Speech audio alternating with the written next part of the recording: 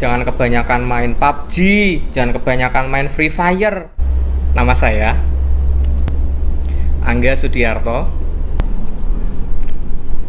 Baik, Assalamualaikum warahmatullahi wabarakatuh.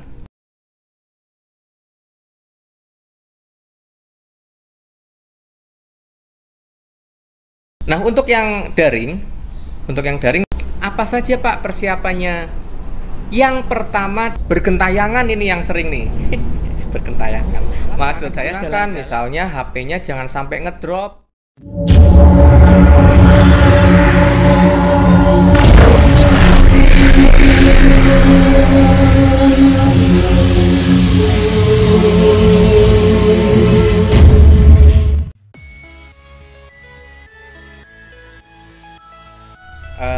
Akan saya sampaikan juga sedikit mengenai struktur kurikulum yang ada di SMP. Apa sih Pak struktur kurikulum itu? Nah, struktur kurikulum ini merupakan muatan mata pelajaran yang akan kalian pelajari pada jenjang SMP. Pada jenjang SD kemarin ya, saya yakin banyak perbedaan dengan struktur kurikulum yang ada di SMP. Misal saja yang paling sederhana ya. Di SD kemarin paling banyak dalam satu kelas kalian diajar oleh berapa guru? Kan mungkin hanya sekitar 4-5 guru saja ya. Contoh misalnya guru kelas satu orang, nggak ganti-ganti nih. Dari semester 1 sampai semester 2 ya itu terus. Guru kelas 1, 2, 3, 4, 5 ya beda-beda. Kelas 1 ya guru kelasnya itu terus, kelas 2 guru kelasnya itu terus, dan seterusnya. Kemudian selain guru kelas ada juga guru mapel. Nah, guru mapel ini biasanya ada guru penjas. Nah, guru penjas ini biasanya beda ya. Yang ngajar itu bukan guru kelas. Iya Pak ya? Iya. Jadi guru penjas ini orangnya beda dengan guru guru kelas ya. Orangnya berbeda. Kemudian ada juga guru agama. Guru pendidikan agama ini juga biasanya berbeda orangnya ya. Bu gurunya atau Pak gurunya itu berbeda dengan Pak guru atau Bu guru penjaskes maupun Pak guru, Bu guru, Bu kelas. Pak guru, Bu guru, guru kelas. Nah, itu. Jadi udah ada 3 guru nih, guru kelas, guru penjas, sama guru apa tadi? Pendidikan agama. Nah, barangkali ada juga yang SD-nya itu ada mapel bahasa Inggris. Bahasa Inggris juga ini biasanya beda ya, gurunya beda lagi. Kemudian barangkali bahasa Jawa ada juga. Nah, ini biasanya juga bisa beda lagi. Nah, paling antara hanya sekitar 4-5 guru yang mengajar di kelas kamu. Iya nggak? Iya. Nah, untuk jenjang SMP ini sangat berbeda anak-anak. Di jenjang SMP itu ada sekitar 11 mapel. Ada 11 mata pelajaran yang akan kalian pelajari, yang akan kalian terima, dan gurunya itu beda-beda. Antara mapel yang satu dengan yang lain itu gurunya beda ya. Maka kalian juga harus mempersiapkan buku catatan, buku materi, kemudian kalau dimungkinkan ada buku ulangan sendiri. Masing-masing mapel itu beda, jangan dicampur ya. Buku untuk mapel bahasa Indonesia sendiri, untuk mapel agama sendiri, dan seterusnya. Jangan dicampur seperti SD kemarin gitu. Nah, apa saja sih struktur kurikulum atau mata pelajaran atau muatan kurikulum yang akan kalian pelajari di SMP ya? Yang pertama adalah pendidikan agama dan budi pekerti. Ini muatannya 3 jam pelajaran per minggu ya. Yang kedua ada pendidikan Pancasila dan kewarganegaraan. Yang ketiga bahasa Indonesia. Nah, ini bahasa Indonesia lumayan banyak, 6 jam per minggu. Jadi nanti kalian lebih sering ketemu sama guru mapel bahasa Indonesia nih. Minimal dalam 1 minggu itu ketemu 2 kali. Kemudian yang keempat ada matematika, ini 5 jam. Kelas 7, 8, 9 sama saja ya muatan kurikulumnya. Kemudian yang kelima ada ilmu pengetahuan alam, ini juga 5 jam. Oh iya, untuk ilmu pengetahuan alam ini bentuknya terpadu anak-anak, tidak dipisah biologi sendiri, fisika sendiri, itu tidak, tapi terpadu. Satu guru yang ngajar ilmu pengetahuan alam. Kalau dulu pada saat saya SMP Itu pernah guru biologinya Bu Siti misalnya, kemudian guru fisikanya Pak Irham misalnya, itu bisa dulu ya. Tapi sekarang itu sama, guru IPA ya ngajar biologi, yang ngajar fisika juga. Kemudian ada guru IPS, ini juga sama ya.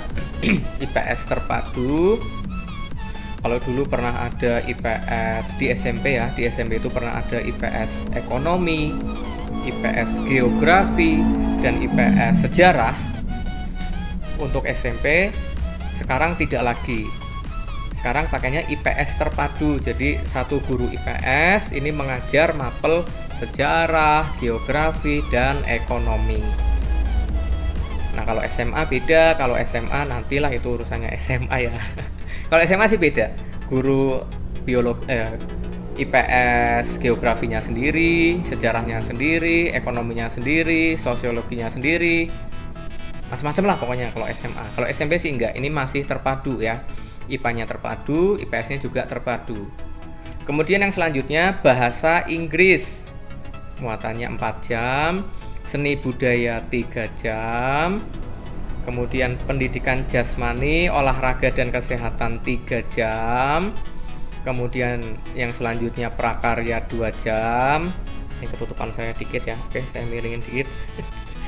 Prakarya 2 jam anak-anak. Kemudian bahasa Jawa juga 2 jam. Nah, jumlahnya ada 40 jam. Yang kelas 9 ketutupan nih.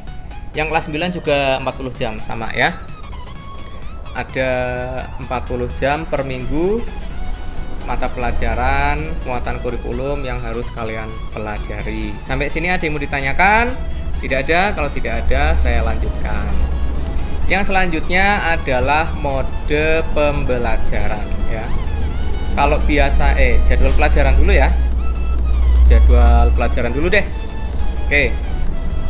Untuk situasi pandemi seperti ini, kita melaksanakan pembelajaran daring anak-anak. Jadi kita tidak melakukan tatap muka di kampus SMP Negeri 1 Pemalang, tapi kita melakukan pembelajaran online atau dalam jaringan. Nah, jadwal pelajaran sudah disesuaikan, sudah disusun, tapi ini sifatnya masih tentatif. Bisa saja nanti ada perubahan jadwal pelajaran atau mode yang digunakan. Yang pasti ini saya informasikan dulu untuk jadwal pelajaran sementara ini yang akan dilaksanakan mulai hari Senin. Itu seperti ini anak-anak, seperti yang tampil pada tampilan yang kalian lihat ya. Hari Senin waktunya jam 7.30 sampai jam 13 ya. Mata pelajarannya cuma 2. Hari Senin ini cuma 2. Pendidikan agama dan budi pekerti, satunya bahasa Indonesia ya. Jadi nanti tergantung guru mapelnya. Guru mapelnya ini bisa saja misalnya pendidikan agama jam 7.30 sampai jam 9. Kemudian setelah itu istirahat setengah jam, dilanjutkan bahasa Indonesia atau gimana, nanti akan diinformasikan lebih lanjut anak-anak ya. Melalui apa? Melalui grup WhatsApp masing-masing kelas. Maka dari itu kalian diharapkan untuk selalu stay tune, selalu pantau, selalu lihat informasi yang ada pada grup kelas masing-masing ya. Kalau hari Senin kalian persiapkan mapelnya itu pendidikan agama Islam dan budi pekerti, satunya bahasa Indonesia. Hari Selasanya bahasa Inggris dan penjas orkes dan seterusnya. Paham ya sampai sini ya? Oke, kalau paham kita lanjutkan. Mode pembelajarannya ya. Sekarang mode pembelajarannya.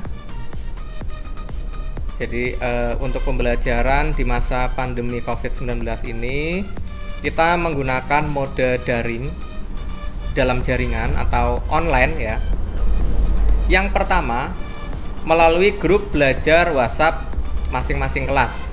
Jadi masing-masing kelas itu membuat grup WhatsApp yang anggotanya semua siswa dan wali kelas tersebut. Nih. Yang selanjutnya media belajar lain. Nah, media belajar lain ini biasanya masing-masing guru mata pelajaran berbeda anak-anak. ada yang pakainya website, ada yang pakainya video seperti saya ini, ada yang pakainya Google Classroom, Moodle, Edmodo, kemudian Microsoft Teams dan lain sebagainya ya. Nanti akan saya singgung sedikit, akan saya kasih tahu penampakannya seperti apa. Penampakan maksudnya tampilan-tampilan pembelajaran daring ya. Nanti akan saya sampaikan setelah ini. Setelah ini nanti akan saya tampilkan contohnya. Nah, setelah ini jenis-jenisnya dulu ya. Oke, itu mode pembelajaran untuk masa pandemi COVID-19 ini itu menggunakan mode daring ya. Yang paling inti ada di grup belajar WhatsApp masing-masing kelas. Di grup belajar itu nantinya akan di-share, diinformasikan mengenai masing-masing mata pelajaran mau pakai apa. Nanti kalian tinggal menyesuaikan saja. Paham ya sampai sini ya? Oke, kalau paham kita lanjutkan ke contoh pembelajaran daring. Nah, pembelajaran daring ini itu kita menggunakan virtual class ya, atau kelas maya.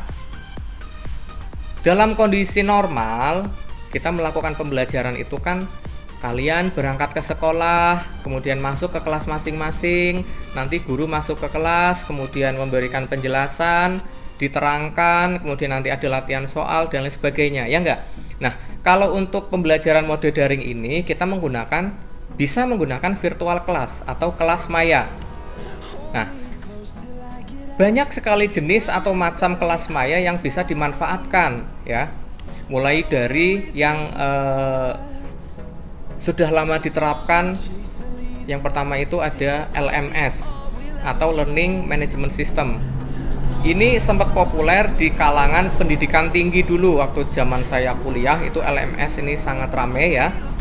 Siapa yang bikin LMS ini? Yang bikin LMS itu ya dari pihak kampus, dari pihak perguruan tingginya. Nanti pihak kampus ini membuat LMS, kemudian input data dosen dan input data mahasiswa. Nah, ini juga bisa diterapkan di sekolah sebetulnya ya. Bisa, sangat bisa sekali. Nah, untuk LMS ini masih sangat sederhana, yang mana di sana dulu itu hanya bisa sharing materi, kemudian absensi tanpa ada pembelajaran interaktifnya. Di awal-awal LMS itu seperti itu. Kemudian berkembang menjadi LCMS. LCMS ini adalah Learning Content Management System. Jadi dalam LMS ditambahkan konten-konten virtual interaktif. Contoh kayak video-video pembelajaran, kemudian media pembelajaran, kemudian kuis yang bisa diakses secara online, nanti nilainya bisa langsung keluar dan sebagainya. Nah, LCMS ini pengembangan dari LMS. Kemudian yang ketiga ada SLN. Karena minat masyarakat mengenai social network atau media sosial ini sangat tinggi, akhirnya ada pihak swasta pengembang yang mengembangkan kombinasi antara media sosial dengan learning management system ya. Saat itu populer dengan nama Edmodo. Wah, sempat rame ini sekitar tahun 2010 sampai 2015-an ini sempat rame. Namanya Edmodo. Kalau kalian penasaran bisa kalian googling saja, cek googling Edmodo, tulisannya EDMODO, Edmodo. Saya juga dulu pernah pakai, saya terapkan di SMK ya. Pernah saya sebelum pandemi ini rame, sebelum pandemi ini terjadi, saya sudah sempat menggunakan 3 jenis kelas maya ini ya. Kemudian yang keempat ada rumah belajar Kemdikbud. Nah, rumah belajar ini adalah platform kelas maya. Sebetulnya tidak hanya kelas maya, jadi di rumah belajar ini juga ada laboratorium maya, kemudian ada konten-konten interaktif yang sangat menarik ya. Rumah belajar ini sudah ada beberapa tahun ke belakang, sekitar 8 sampai 9 tahun lah itu dikembangkan Kemdikbud. Di sana ada berbagai macam materi, berbagai macam slideshow, kemudian video tentang semua mata pelajaran ya, baik dari SD sampai SMA. SMK juga ada ya. Rumah belajar ini dikembangkan oleh Kementerian Pendidikan dan Kebudayaan. Gratis anak-anak, kalau kalian mau daftar silahkan daftar saja, silahkan buka googling Rumah Belajar Kemdikbud, nanti akan diarahkan ke webnya. Yang selanjutnya ada Office 365. Nah, ini yang lagi rame, yang sedang populer itu Office 365.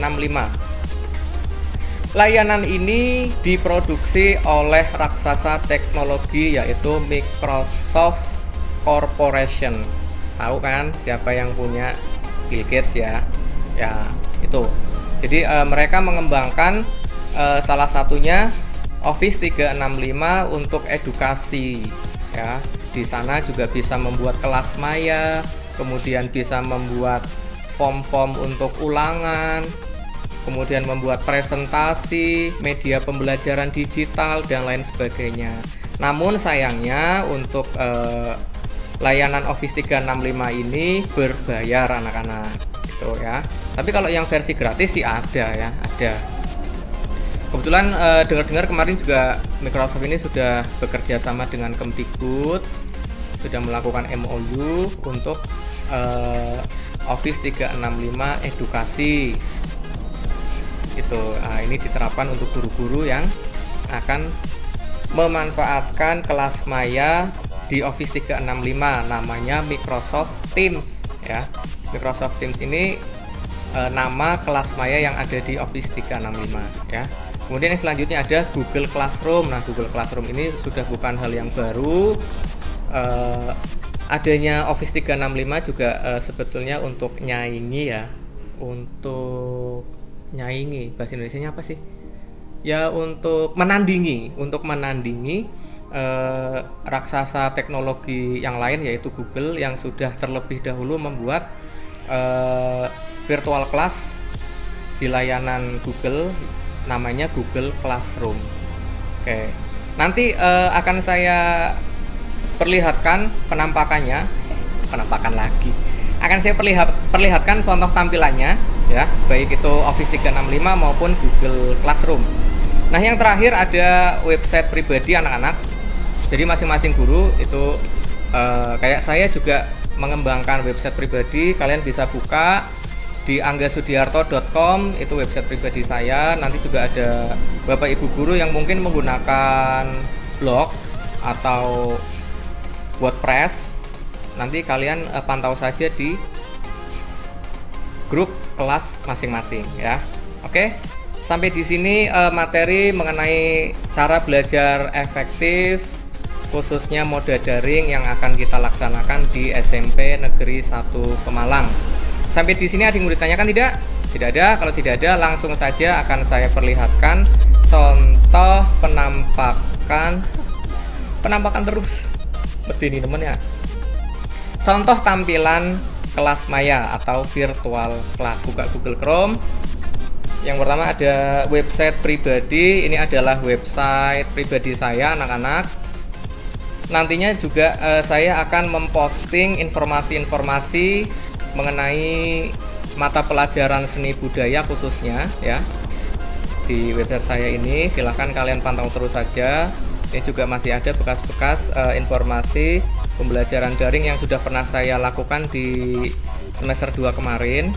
Bisa kalian lihat, ketikkan saja di address bar anggasudiarto.com.